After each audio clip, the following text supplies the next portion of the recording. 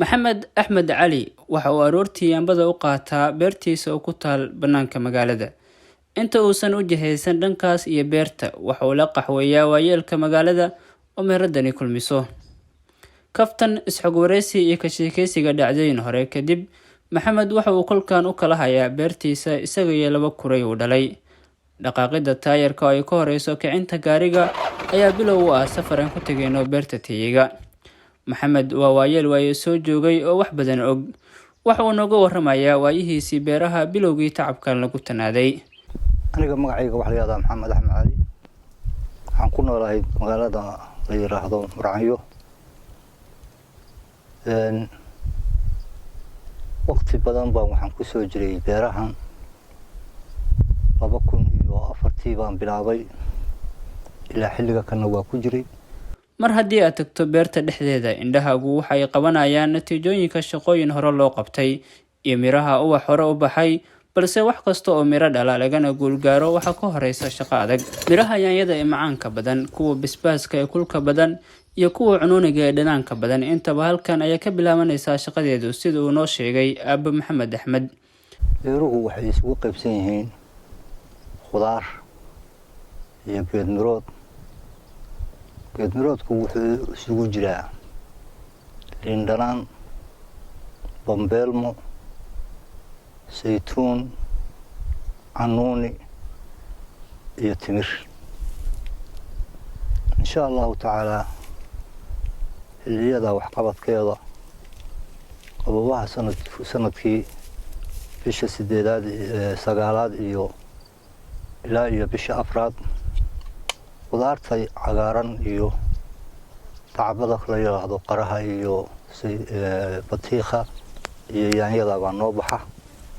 bilaha kuleylahana idamka ilaahay waxaa noo baxa geedka la yiraahdo liinta iyo bambeelmada. garweyn kasta uu kor u qaado waxay u tahay diilo hor leh, waana sababta ku dhiirigelisay inuu beertan maal, muruq iyo maskaxba ku bixiyo. waxaa igu dhiirigeliyay tacbadii shaqadeeda baan hundiso u arkay.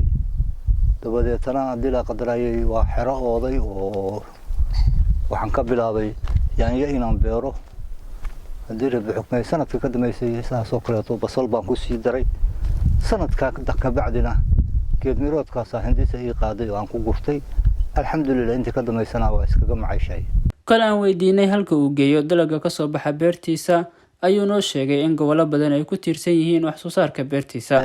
horta haddii gobolka kan waa inta badda cas u soo jeeda waa nala isticmaashaa oo iyagaan u bixigaynaa. sida geed miroodka mirihiisana sida liinta ilaa iyo qardho way naga gaaraan. waa saasoo qardhan geyn karaa, in ka badan ma socoto.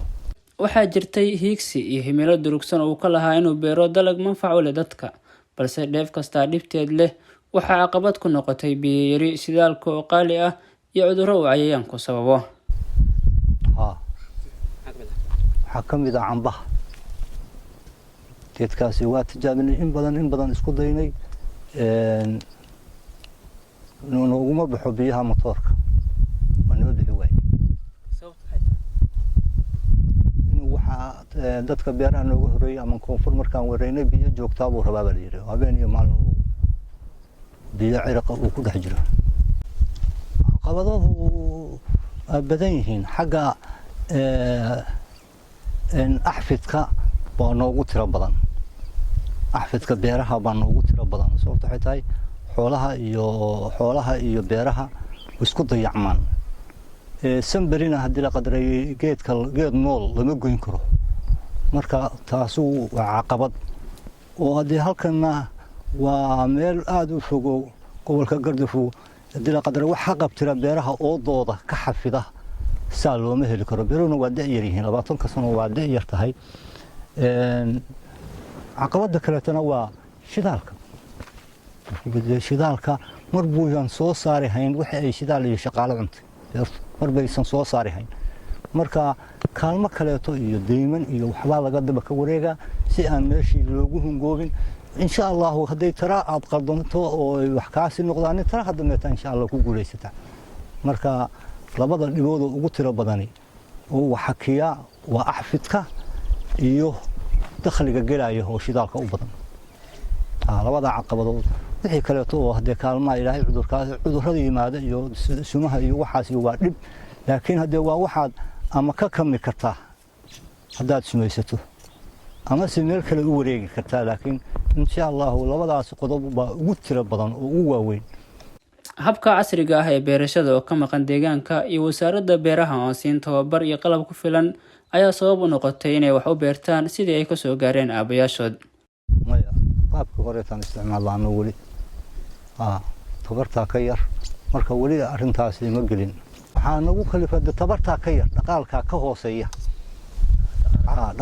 hooseeya insha Allah waa ku hanweyn haddaan sii noolaano inaanu hadii la qadaray loo gudbo insha Allah laakiin anigu qoladaasi macaawinad tiro badan kama helin inkastoo ay soo saaraan khudaar la quuto haddana waxay qoyskooyeen quudkii xoolaha oo waxa ay jareen dhir badan si ay ugu ootaan beertooda haddaba maxamed muxuu uga jawaabay xaalufka deegaanka ee beeraleyda lagu eedeeyay aanu ka nahay si culus laakiin hadee si aanan anaga baahino haysaayo si aan dhulka xaalif ugu dhicin baan geedka wada uga jarana qaybtiis baan jaraa geedkiiba gooyo oo dhulka ka saara kuma jiro qaybtiis baan goynaa waan nafacsanaa oo daan ka dhiganaa qaybta kale tan hadii la qayo waa kaas fufid iyo nolol uu sii noolaado ilaahay nooleeyo baan ugu talagalaa waxa cadeynaya hadee aagibu meeshu ku yaal 20 sanadood baan meesha deganeen dhinacaygana waa ku yaal geedkii 20 sano baan deganaa 20 sano hadaan guraayo soo ma dhameeyeen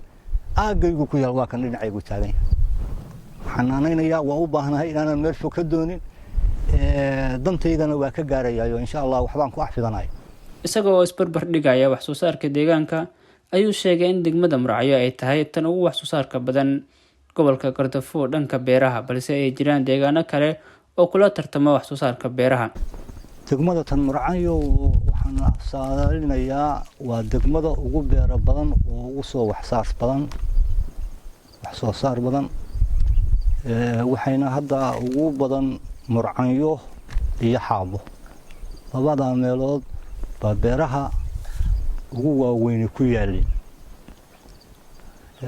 hakala dambeeyeen oo nafacoodu hakala yaraado laakiin meesha waxa rajada dambe iyo hadeer waxa ku yaalba lagaga xisaabtama gobolka Gaardafo waa meesha ugu tiro badan inta xeebta badda Casawey meesha la yiraahdo Saymo khudaar waa leedahay geed mirood bay leedahay laakiin xogaa waa oodanoo waxba ku jidka ku xayirma xilliga ay bahashu nafac leedahay sheekadani waxay noo iftiiminaysaa booska ay beerashadu ku leedahay magaalada badda iyo buurta dhexdeeda ku taal waxayna sadar muuqda u tahay asaasida beero hor leh oo degmada Murcayo ay yeelato oo ah loolan u dhaxeeya beeraleyda degmada Murcayo